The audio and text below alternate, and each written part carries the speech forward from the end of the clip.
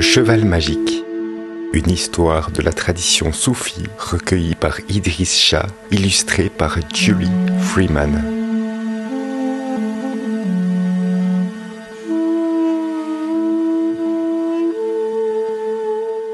Il était une fois, il n'y a pas si longtemps de cela, un pays très prospère. Les habitants avaient fait d'innombrables découvertes en ce qui concerne la croissance des plantes, la récolte et la conservation des fruits, la fabrication d'objets qu'ils vendaient à d'autres pays et dans toutes sortes d'autres domaines pratiques. Leur souverain avait une grande ouverture d'esprit et encourageait son peuple à faire de nouvelles recherches et à entreprendre de nouvelles activités, car il savait qu'elles leur seraient utiles.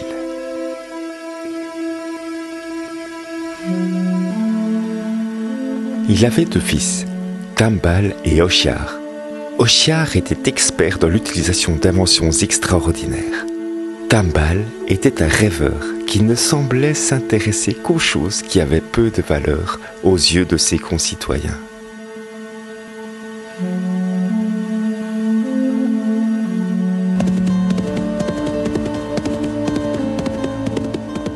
De temps à autre, le roi, qui s'appelait Mumkin, faisait cette annonce.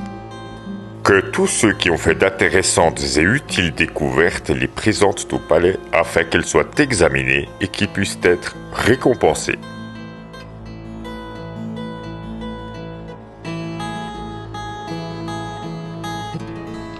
Dans ce pays, deux hommes, un forgeron et un menuisier, rivalisaient dans bien des domaines, et tous deux prenaient grand plaisir à concevoir des engins extraordinaires. Un jour, ils entendirent l'annonce et décidèrent d'entrer en compétition afin de se départager une bonne fois pour toutes et que leurs mérites respectifs soient publiquement reconnus par le roi.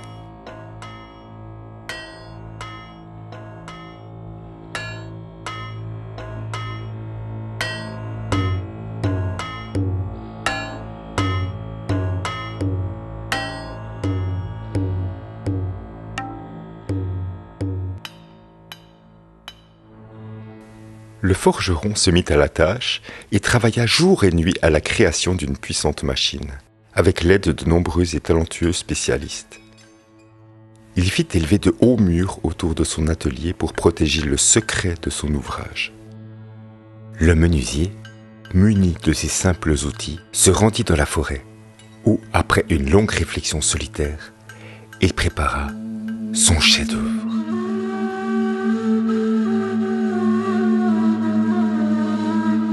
Les gens, qui eurent vent de leur rivalité, pensèrent que le forgeron gagnerait aisément. Ses œuvres étaient connues pour leur ingéniosité, tandis que celle du menuisier, bien qu'admirée, ne se révélait pas être d'une grande utilité. Lorsqu'ils furent fin prêts, le roi les reçut à la cour.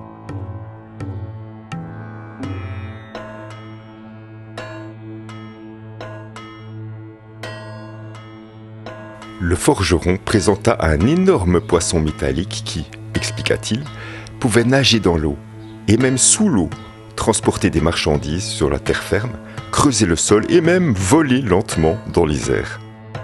La cour trouva d'abord difficile de croire qu'une telle merveille ait pu être réalisée par un homme, mais quand le forgeron et ses assistants en firent la démonstration, le roi s'en extasia.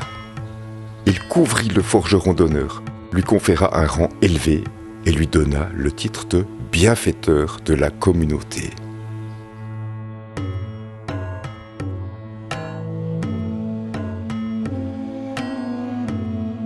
Le prince Oshiar fut chargé de reproduire plusieurs de ces poissons merveilleux et de les mettre à la disposition de tous. Les gens bénirent le forgeron et Oshiar, ainsi que leur monarque qu'ils aimaient tant pour sa sagesse et sa bonté. Dans l'enthousiasme général, on en oublia presque l'humble menuisier. Puis, un jour, quelqu'un demanda « Mais qu'en est-il de la compétition ? Où est l'œuvre du menuisier ? Nous savons tous que c'est un homme très ingénieux. Il a peut-être conçu quelque chose d'utile. » Quel objet pourrait être aussi utile que les poissons merveilleux ? Répondit Oshiar. Et beaucoup de gens furent d'accord avec lui.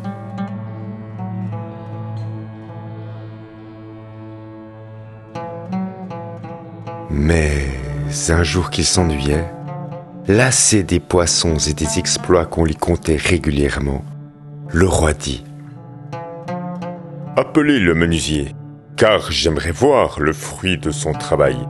L'humble menuisier arriva dans la salle du trône avec un paquet recouvert d'un vulgaire tissu. Alors que les gens de la cour tendaient le cou pour voir ce qu'il avait apporté, il retira le tissu qui laissa apparaître un cheval de bois. Il était magnifiquement sculpté et décoré de 1000 couleurs, mais le roi dit sèchement: Ce n'est qu'un simple jouet. Mais père, intervint le prince Tambal, demandons-lui de nous expliquer à quoi il sert.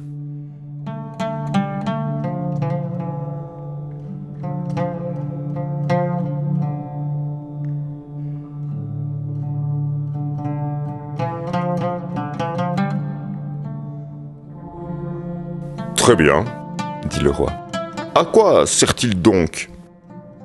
Votre Majesté, bégaya le menuisier, c'est un cheval magique.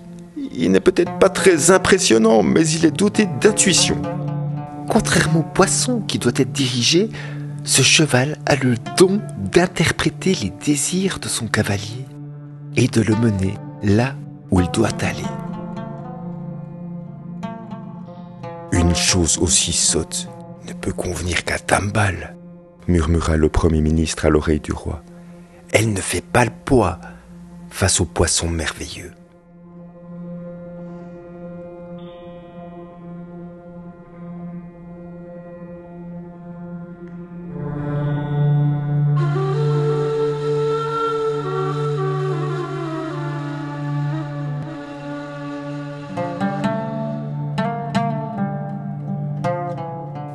Le menuisier s'apprêtait à repartir tristement, lorsque Tambal dit: « Père, laissez-moi garder le cheval de bois. » « Très bien, dit le roi. « Donnez-le lui. Emmenez le menuisier et attachez-le à un arbre pour qu'il comprenne que notre temps est précieux. Qu'il se rende compte à quel point le poisson merveilleux nous a enrichis. Et lorsqu'il aura bien réfléchi à la manière dont il doit travailler, peut-être le relâcherons-nous pour qu'il mette en pratique ce qu'il aura appris. » Le menuisier fut emmené et le prince Tambal quitta la cour en emportant le cheval magique avec lui. Tambal emmena le cheval dans ses appartements et découvrit que plusieurs boutons avaient été ingénieusement dissimulés parmi les motifs sculptés. Lorsqu'on les tournait d'une certaine manière, le cheval, ainsi que son cavalier, s'élevait dans les airs et filait vers le lieu auquel pensait la personne qui maniait les boutons. C'est ainsi que, jour après jour, Tambal se rendit dans des lieux qu'il n'avait jamais visités auparavant et finit par apprendre quantité de choses. Il emmenait le cheval partout avec lui.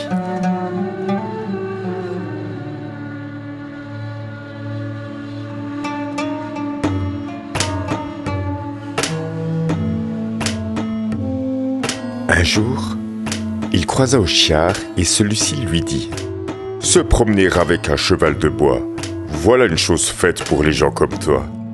Moi, en revanche, j'œuvre pour le bien de tous selon le désir de mon cœur. » Tambal pensa: « J'aimerais savoir ce qu'est le bien de tous, et j'aimerais connaître le désir de mon cœur. » Quand il fut retourné dans sa chambre, il enfourcha le cheval, tourna les boutons et pensa: « J'aimerais trouver ce que mon cœur désire. »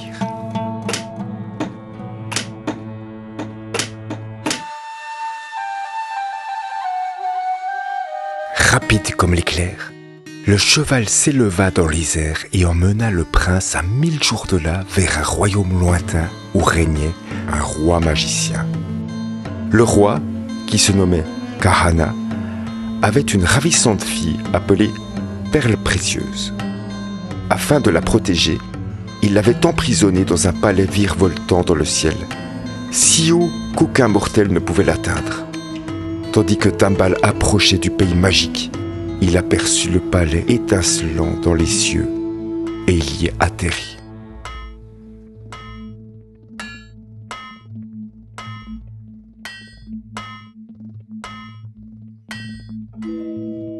C'est ainsi que la princesse et le jeune cavalier se rencontrèrent et tombèrent amoureux l'un de l'autre.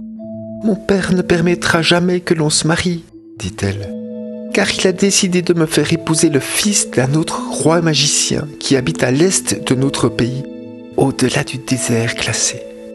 Il veut unifier les deux royaumes par ce mariage, et nul n'ose lui désobéir. » « Je vais aller le trouver et tenter de le raisonner, dit Tambal en enfourchant le cheval magique. Mais quand il arriva au pays magique, il y eut tant de choses nouvelles et excitantes à voir qu'il ne fut pas très pressé de se rendre au palais. Quand finalement il y parvint, les tambours battaient à la grande porte, ce qui signifiait que le roi était absent. Tambal demanda quand est-ce que le roi reviendrait.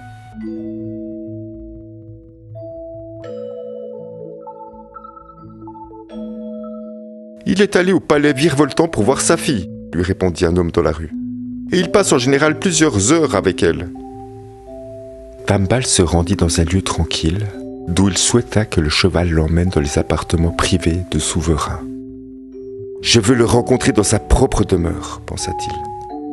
Car si je me rends au palais virevoltant sans sa permission, il risque de se fâcher. » Quand il arriva dans les appartements du roi, il se cacha derrière les rideaux et s'allongea pour dormir.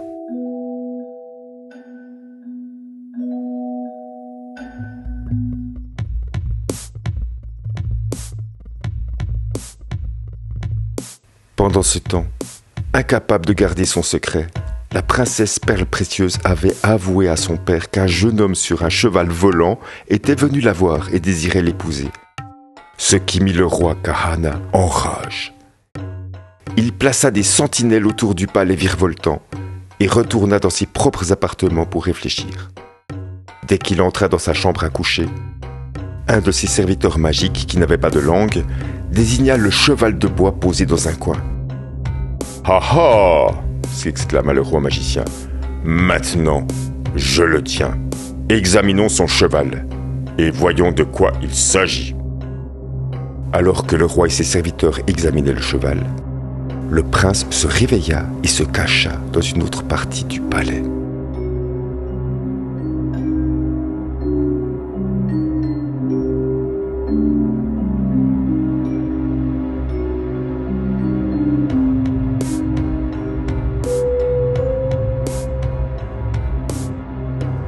Le roi tourna les boutons, tapota le cheval et essaya d'en comprendre le fonctionnement, mais resta perplexe. « Emportez-moi cette chose, dit-il. Elle n'a plus d'utilité, à supposer qu'elle en ait jamais eu une. Ce n'est qu'un jouet qui ne convient qu'aux enfants. » C'est ainsi que le cheval fut mis dans un placard.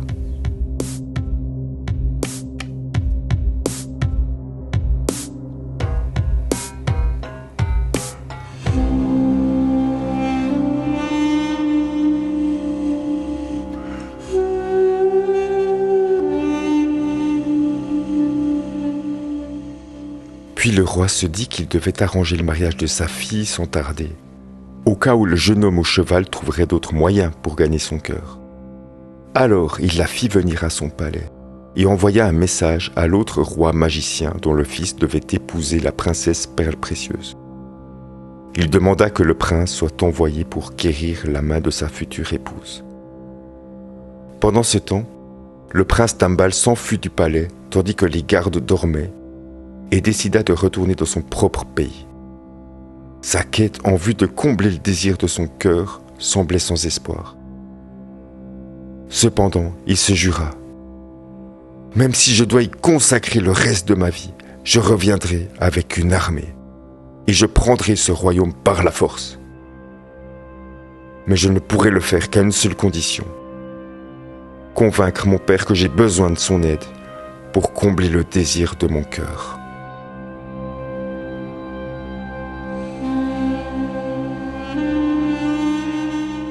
Sur ces mots, il se mit en route.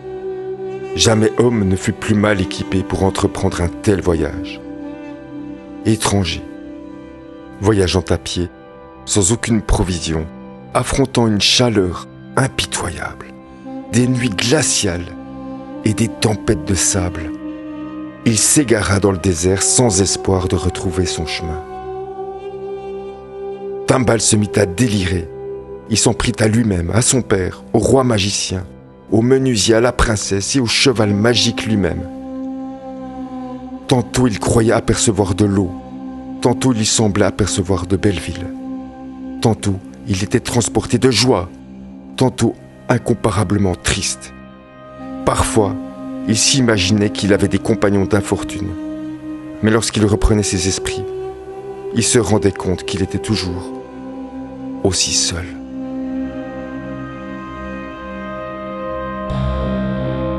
Il avait l'impression que cela faisait une éternité qu'il voyageait. Un beau jour, alors qu'il avait renoncé puis s'était relevé plusieurs fois, il vit quelque chose droit devant lui qu'il prit d'abord pour un mirage. C'était un jardin qui regorgeait de fruits charnus et appétissants qui lui mirent l'eau à la bouche. Au début, Tambal n'y prêta pas beaucoup d'attention et poursuivit sa route, mais il s'aperçut bientôt qu'il était en train de traverser ce merveilleux jardin. Il cueillit plusieurs fruits et les goûta prudemment. Ils étaient délicieux. Ils calmèrent sa peur ainsi que sa faim et sa soif. Quand il fut repu, il s'étendit à l'ombre d'un grand arbre accueillant et s'endormit. Lorsqu'il se réveilla, il se sentait plutôt bien, mais quelque chose semblait ne pas tourner rond. Il courut jusqu'à un bassin d'eau qui se trouvait à proximité et contempla son reflet dans l'eau. Il eut une horrible vision. Il vit une longue barbe, des cornes de bélier et des oreilles d'un pied de long. Il abaissa son regard sur ses mains. Elles étaient velues.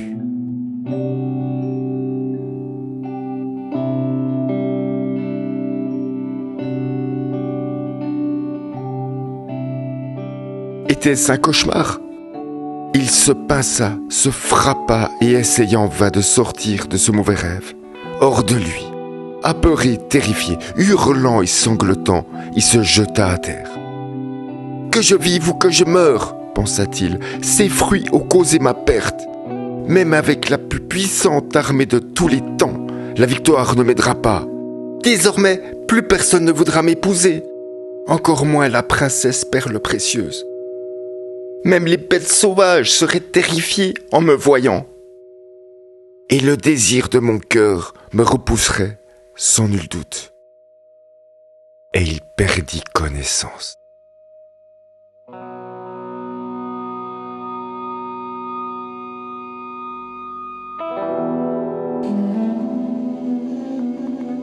Lorsqu'il revint à lui, de l'obscurité entre les arbres silencieux, il aperçut une lumière qui se dirigeait vers lui. Il était partagé entre peur et espoir. Tandis que la lumière se rapprochait, il vit qu'elle provenait d'une lampe en forme d'étoile. Cette lampe était portée par un homme barbu qui marchait dans le halo de lumière qu'elle dégageait. « Mon fils, dit l'homme à Tambal, tu as été frappé par la magie de ce lieu. Si je n'étais pas venu, tu compterais parmi les bêtes de ce verger enchanté, car il y en a beaucoup d'autres dans ton cas. Mais je peux t'aider. » Tambal se dit qu'il pouvait s'agir d'un démon déguisé. Peut-être était-ce même le maître de ces arbres maléfiques. Mais, en retrouvant ses esprits, il se dit que finalement, il n'avait rien à perdre.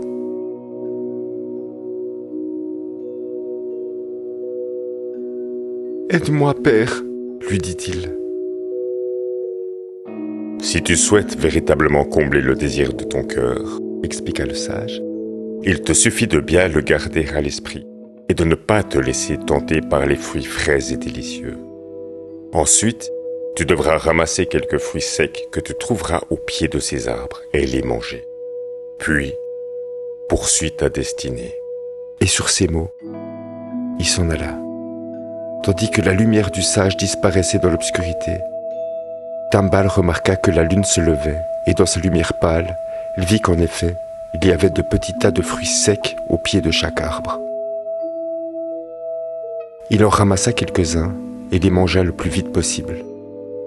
Lentement, Le pelage disparut de ses mains et de ses bras. Les cornes rétrécirent avant de disparaître. Il en fut de même pour la barbe. Il était redevenu lui-même.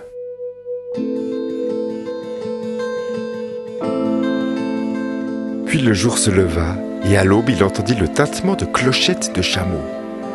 Une splendide caravane traversait la forêt enchantée. Tandis que Tambal les regardait, 2 cavaliers se détachèrent de l'éblouissant cortège formé par les hommes et les bêtes et galopèrent jusqu'à lui. « Au nom du prince, notre seigneur, nous te demandons quelques-uns de tes fruits. Son Altesse céleste a soif et désire goûter ces étranges abricots, » dit l'officier. Tambal resta figé, car il était encore sous le choc de ses récentes aventures. C'est alors que le prince lui-même descendit de sa monture et lui dit « Je m'appelle Jadugarzada. Je suis le fils du roi magicien d'Orient. Voici une bourse remplie d'or, Manon. Je te prends quelques fruits car tel est mon désir. J'ai hâte de demander la main de ma future épouse, la princesse Perle Précieuse, fille de Kahana, le roi magicien d'Occident. »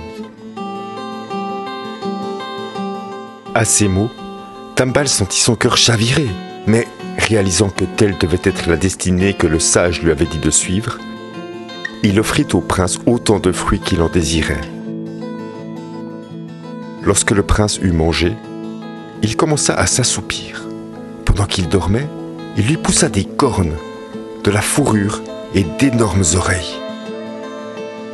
Quand les gardes le secouèrent, le prince commença à se comporter de manière étrange. Il prétendait être normal et disait que les autres étaient déformés. Les conseillers du prince le calmèrent et se concertèrent rapidement. Tambal prétendit que tout se serait bien passé si le prince ne s'était pas endormi. Les conseillers décidèrent finalement d'emmener Tambal et de lui faire jouer le rôle du prince. Le prince Jadugarzada cornu, déguisé en servante, avec le visage recouvert d'un voile, fut attaché à un cheval. Il finira peut-être par retrouver la raison, se dirent les conseillers. Quoi qu'il en soit, c'est toujours notre prince. Tambal épousera la promise. Puis, le plus rapidement possible, nous les ramènerons tous dans notre pays pour que notre roi trouve une solution.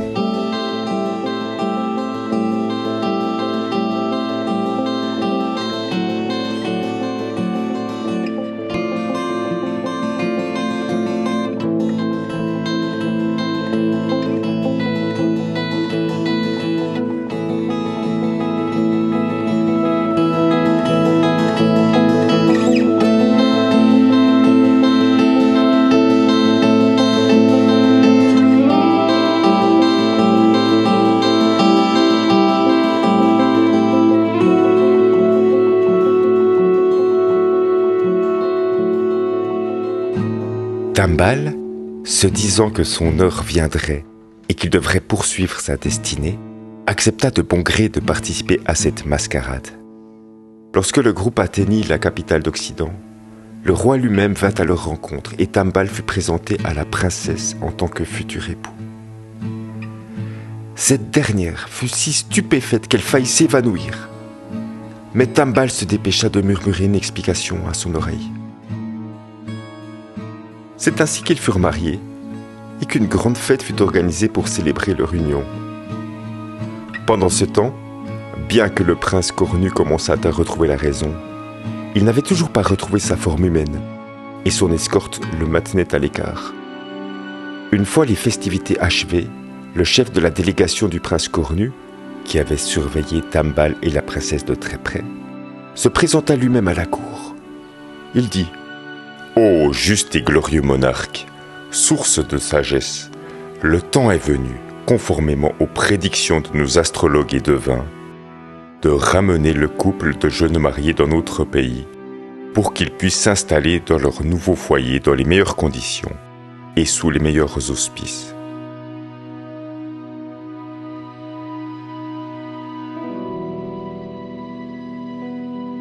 Affolée, la princesse se tourna vers Tambal, car elle savait que dès qu'ils auraient repris la route, Jadugarzada la réclamerait et tuerait Tambal.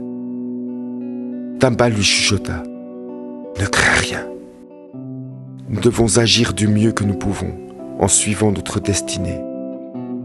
Accepte de partir, mais dis que tu n'accepteras pas de voyager sans le cheval de bois.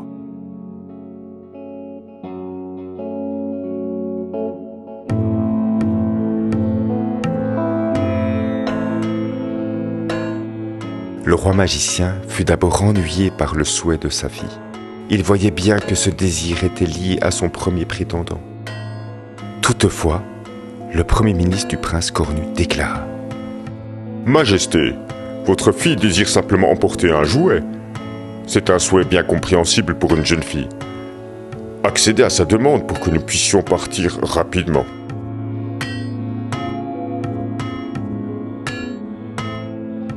Aussi le roi magicien accepta-t-il, et la splendide caravane repartit aussitôt. Dès que l'escorte royale se fut retirée, et avant que le groupe ne s'arrêtât pour la nuit, l'affreux Jadugarzada arracha son voile et hurla à Tambal: Misérable auteur de mon infortune! Je vais t'attacher les mains et les pieds, te ramener dans mon pays! Là, tu devras me dire comment lever cet enchantement où je t'égorgerai vif, centimètre par centimètre! À présent, donne-moi la princesse perle précieuse!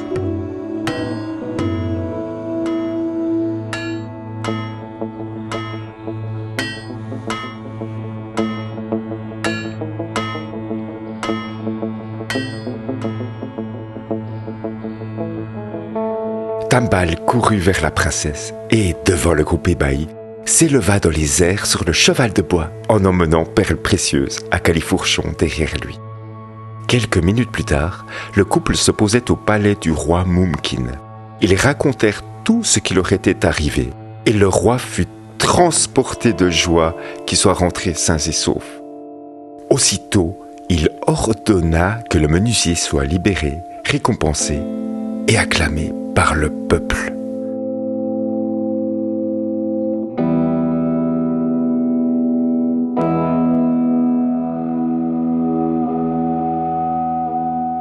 Lorsque le roi Mumkin rejoignit ses ancêtres, la princesse Perle Précieuse et le prince Tambal lui succédèrent sur le trône. Le prince Oshiar était également satisfait, car il était toujours aussi captivé par les poissons merveilleux. Je suis content pour vous, si vous êtes heureux, leur dit-il. Mais je pense qu'il n'y a rien de plus gratifiant que mon travail avec les poissons merveilleux.